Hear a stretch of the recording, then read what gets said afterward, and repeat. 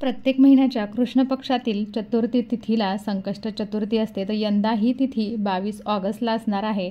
श्रावणातली पहिली संकष्ट चतुर्थी असल्याने या दिवशी शुभ संयोगी तयार झालेले आहेत. तर यंदा श्रावणातील संकष्ट चतुर्थी गुरुवारी येत आहे. श्री गणेशाची विधीपूर्वक पूजा आणि काही उपाय केल्याने आपल्याला इच्छित लाभ मिळू शकतात. तसेच बाप्पांची कायम आपल्यावरती कृपा राहू शकते. गणेशाच्या व्रतांमध्ये संकष्ट चतुर्थीचे व्रत अधिक खास आणि महत्त्वाचे मानले जाते. संकष्ट चतुर्थीचे व्रत कुणीही करू शकतो. बुद्धीचा देवता, संकटाचा तारणहार, लहान मुलांचा लाडका बाप्पा म्हणून अनेकांचे श्रद्धास्थान हे आहे. ऑगस्ट महिन्याची ही चतुर्थी हेरंब संकष्ट चतुर्थी म्हणून देखील ओळखली जाते. स्त्रिया संतती आणि दीर्घायुष्याच्या इच्छेसाठी हे व्रत करतात. चतुर्थीच्या दिवशी गणेश आणि चंद्रदेवाची पूजा केली जाईल. संकष्ट चतुर्थी हे व्रत कोणीही करू शकते. प्रत्येक संकष्टीला गणेश भक्त आपापल्या परीने आणि पद्धतीने गणपती बाप्पांना पूजत असतात. संकष्ट चतुर्थीच्या दिवशी कोट्यावधी गणेश भक्त या दिवशी उपवास करतात. हे व्रत आचरल्यामुळे विघ्नहर्ता बाप्पा लवकर शुभफळ देतो अशी मान्यता आहे. मात्र चंद्रदर्शन घेतल्याशिवाय उपवास सोडू नये असे म्हटले जाते. संकष्टीच्या दिवशी आपण बाप्पाला जास्वंदीचे फूल आणि दुर्वांची जुडी अवश्य अर्पण करायची आहे. तर आजच्या दिवशी आपण चतुर्थीच्या दिवशी गणेश आणि चंद्रदेवाची पूजा कशी केली जाईल, त्याचबरोबर संकष्ट चतुर्थी पूजेचा शुभ मुहूर्त, पद्धत, मंत्र आणि चंद्रोदयाची वेळ हे सर्व पाहणार आहे. नमस्कार, मी पूजा तुम्हा सर्वांचं स्वागत करत आहे पूजाच कॉर्नरमध्ये. तर चतुर्थी तिथी प्रारंभ 22 ऑगस्ट 2024 रोजी दुपारी 1:46 होणार आहे आणि चतुर्थी तिथी समाप्ती 23 ऑगस्ट 2024 रोजी सकाळी 10:38 होणार आहे. तर सकाळी लवकर स्नानादी कार्य करून घ्यायचं आहे. देवघर स्वच्छ करायचं आहे. देवघरातील देवांची मनोभावे पूजा करायची आहे. श्री गणेशाला जलाभिषेक करायचा आहे. गणपती बाप्पांना फुले, फळे अर्पण करायचे आहेत. त्याचबरोबर पिवळे चंदन लावायचे आहे. तिळाचे लाडू किंवा मोदक अर्पण करायचे आहेत. संकष्टी चतुर्थीची कथा वाचायची आहे. ओम गंग गणपते नमः या मंत्राचा आपल्याला जप करायचा आहे. पूर्ण भक्तिभावाने गणेशाची आरती करायची आहे. सर्व मनोकामना पूर्ण होऊ दे अशी प्रार्थना करायची आहे. इथे पहा, मी एक चौरंग घेतलेला आहे. चौरंगावरती छान असा कपडा अंथरून त्याच्यावरती आपण एका ताम्हणामध्ये गणपती बाप्पांची मूर्ती ठेवून त्याच्यावरती पाणी, पंचामृत, चंदन यांचा अभिषेक करणार आहोत. आणि त्यानंतर आपल्याला गणपती बाप्पांच्या मूर्तीवरती जलाभिषेक करायचा आहे. आधी सांगितल्याप्रमाणे ओम गंग गणपते नमः, ओम गंग गणपते नमः मुखामध्ये सतत हा मंत्र आपल्याला बोलायचा आहे. या दिवशी दिवसभर उपवास करायचा आहे. गणपती बाप्पांची षोडोपचार पूजा करायची आहे. शुद्ध पाण्याने गणपती बाप्पांच्या मूर्तीला अभिषेक करावा. अभिषेक करते वेळी आपल्याला अथर्वशीर्ष पाठ असल्यास 21 वेळा आवर्तन करायचे आहेत. अन्यथा ओम गंग गणपते नमः या मंत्राचा आपल्याला 108 वेळा जप करायचा आहे. त्यानंतर आपल्याला गणपती बाप्पांना आवडती फुले अर्पण करायची आहेत. तर पूजा करण्यासाठी आपल्याला शुभ वेळ ही संध्याकाळी 6:40 पासून ते 7:05 असणार आहे. तर चंद्रोदयाची वेळ ही रात्री 9:02 असेल. संकष्ट चतुर्थीचा अर्थ कठीण प्रसंगातून आराम मिळणे असा आहे. तर या दिवशी विधीनुसार पूजा केल्याने खूप फलदायी असते. या दिवशी गणेशाची आराधना केल्याने जीवनातील आणि घरातील सर्व नकारात्मकता दूर होते. चतुर्थीच्या दिवशी सूर्योदयापासून चंद्रोदयापर्यंत उपवास केल्यास या व्रताचा पूर्ण लाभ होतो. धूप, दीप, नैवेद्य अर्पण करून गणेशाचे नामस्मरण करायचं आहे. प्रसाद ग्रहण करून त्याचे वाटप करायचं आहे. यानंतर रात्री चंद्रोदयाची वेळ पाहायची आहे आणि धूप, दीप लावून गणपती बाप्पांना आरती आणि नैवेद्य दाखवून आपल्याला चंद्रदर्शन घेऊन चंद्राला अर्घ्य द्यायचा आहे आणि गणपतीची आरती करून त्यानंतर जास्वंदीचे फुले आणि दुर्वा वाहून आपल्याला उपवास सोडायचा आहे. अगदीच शक्य नसल्यास एकदा तरी भक्तिभावाने आपल्याला अथर्वशीर्ष म्हणायचं आहे किंवा श्रवण करायचं आहे. तर असं म्हणतात की कान्हासाठी यशोदा मातेने केले होते संकष्टी व्रत. तर भगवान श्रीकृष्ण बालवयात अतिशय खोडकर होते हे सर्वांनाच माहिती आहे. श्रीकृष्णांनी खोडकर स्वभाव सोडावा आणि 4 मुलांसारखे वागावे म्हणून यशोदा मातेने हे व्रत केल्याचा उल्लेख आहे. हजारो वर्ष हे व्रत भारतवर्षात निष्ठेने पाळले जाते. यातूनच या व्रताची थोरवी दिसून येते. काही व्रते केवळ सेवा म्हणून निष्काम मनाने केली जातात, तर काही इच्छापूर्तीसाठी केली जातात.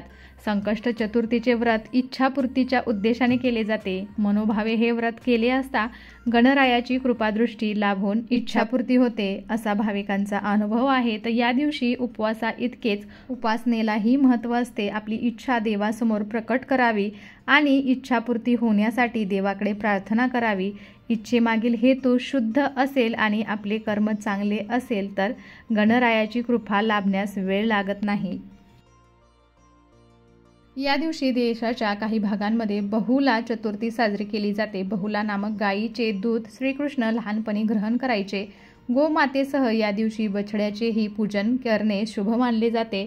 हे व्रत केल्याने मुलांचे कष्ट दूर होतात, दीर्घायुष्य प्राप्त होते अशी मान्यता आहे. त्याचप्रमाणे बहुला चतुर्थीला श्रीकृष्णांचे पूजनही केले जाते. या सर्व अद्भुत योगांमुळे श्रावणातील संकष्ट चतुर्थीला विशेष महत्त्व प्राप्त झालेले आहे. या दिवशी करायचे उपाय सांगायचे झाले तर यशप्राप्ती आणि प्रगतीसाठी गणपतींना 11 दुर्वाच्या 11 जुड्या आपल्याला अर्पण करायच्या आहेत. 21 जुड्या अर्पण केल्या तर उत्तम. तर या दिवशी गणपती अथर्वशीर्ष पठण करायचं आहे. म्हणता येणे शक्य नसेल तर मनोभावे आपल्याला श्रवण म्हणजे ऐकायचे आहे. परीक्षेत, स्पर्धेत, अभ्यासात सकारात्मक परिणाम प्राप्त होण्यासाठी विद्यार्थ्यांनी संकष्ट चतुर्थीचे व्रताचरण करावे. हे व्रत मनोभावे करावे. श्रावण हा महादेव शिवशंकरांना समर्पित असल्याचे मानले जाते. त्यामुळे श्रावणातील संकष्ट चतुर्थीला गणपती बाप्पांची पूजा करण्यासह शिवपूजन आवर्जून करायचं आहे.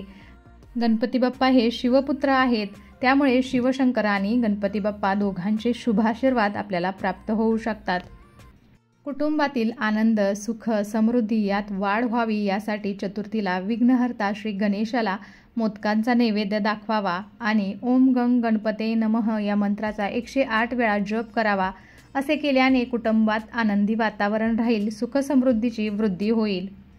जीवनात प्रगती व्हावी अशी मनोकामना असल्यास गणपती बाप्पांना रोली आणि अक्षदांनी तिलक करायचा आहे. सोबतच गणेश मंत्र वक्रतुंड महाकाय सूर्यकोटी समप्रभ निर्विघ्नं कुर्मे देव सर्वकार्येषु सर्वदा या मंत्राचा 11 वेळा आपल्याला जप करायचा आहे. तर या दिवशी गणपती बाप्पांची आरती म्हणून नैवेद्य अर्पण करायचा आहे. गरजू आणि गरिबांना अन्नदान करायचं आहे. असे केल्याने आर्थिक संकटांपासून आपली सुटका होते. चतुर्थीचे व्रत केल्याने जीवनातील संकटे दूर होतात. ऐश्वर्य, सुख, सौभाग्य वाढते. शांतीचा अनुभव येतो आणि पुण्य संचय होतो. तर या दिवशी गणपतींना सिंदूर आणि दुर्वा व्हावे. तसेच गणपतींना मोदकाचा नैवेद्य दाखवावा. या दिवशी गाईला चारा द्यावा. संध्याकाळी चंद्रोदयाच्या वेळी चंद्राला कच्चे दूध अर्पण केल्याने मानसिक तणाव दूर होतो. जर तुमच्या जीवनात कोणत्याही प्रकारची समस्या येत असेल तर त्या समस्येतून बाहेर पडण्यासाठी तुम्ही संध्याकाळी हातपाय धुवून श्री गणेशाच्या मंदिरात जाऊन त्यांची यथासांग पूजा करायची आहे. जर तुम्ही मंदिरात जाऊ शकत नसाल तर घरीच गणपती बाप्पांची पूजा करा. जर तुमचे मूल आरोग्याच्या कारणांमुळे त्रस्त असेल तर त्याचे काम नीट करू शकत नसेल तर या दिवशी संध्याकाळी तुम्ही गाय आणि तिच्या वासराला हिरवा चारा खायला द्यावा. असे केल्याने तुमच्या मुलाचे आरोग्य सुधारेल. तुम्हाला जर संकष्ट चतुर्थी व्रताला सुरुवात करायची असेल तर श्रावण महिन्यातील जी ही संकष्ट चतुर्थी येत आहे तर या दिवसापासून तुम्ही संकष्ट चतुर्थी व्रताला सुरुवात करू शकता. सतत 21 संकष्टा करून व्रताचे उद्यापन करायचे आहे. तर काही जण इच्छा पूर्ण होईपर्यंत तर बहुतेक जण सतत संकष्टीचा उपवास करतात. एकदा गणपती उंदरावरती बसून घाईघाईने जात असताना घसरले तेव्हा त्यांना चंद्र उपवासाने हसला. ते पाहून गणपतीला चंद्राचा फार राग आला. गणपतीने चंद्राला शाप दिला की आजपासून तुझे कोणी तोंड पाहणार नाही. जो कोणी पाहिल त्यावर खोटा आळ येईल. शेवटी चंद्राने मोठे तप करून श्री गणपती बाप्पांना प्रसन्न करून घेतले. चंद्राच्या तपामुळे व सर्व देवांनी प्रार्थना केल्यामुळे गणपती बाप्पांनी चंद्राला शापातून मुक्त केले. पण वर्षातून एक दिवस भाद्रपद शुक्ल चतुर्थीच्या दिवशी म्हणजेच गणेश चतुर्थीच्या दिवशी तुझे तोंड कोणी पाहणार नाही आणि जो कोणी पाहिल त्यावर खोटा आळ येईल असे सांगितले. यावर चंद्राने प्रार्थना केली की जर कुणी चुकून गणेश चतुर्थीच्या दिवशी माझे तोंड पाहिल तर खोटा आळ येऊ नये म्हणून त्याने काय करावे. तेव्हा गणपतीने सांगितले की त्याने संकष्ट चतुर्थी व्रत करावे म्हणजे खोट्या आळातून त्यांची मुक्तता होईल. गणेश चतुर्थीच्या दिवशी चंद्र पाहिल्यामुळे श्रीकृष्णावरती समयंतक मणी चोरल्याचा खोटा आळ आला होता. तो आळ कृष्णाने संकष्ट चतुर्थी व्रत केल्यामुळे गेला अशी कथा आहे. तर आबालवृद्ध स्त्री पुरुषांनी सर्वांनी करायचे हे एक साधे, सोपे व शीघ्र फलदायी व्रत आहे.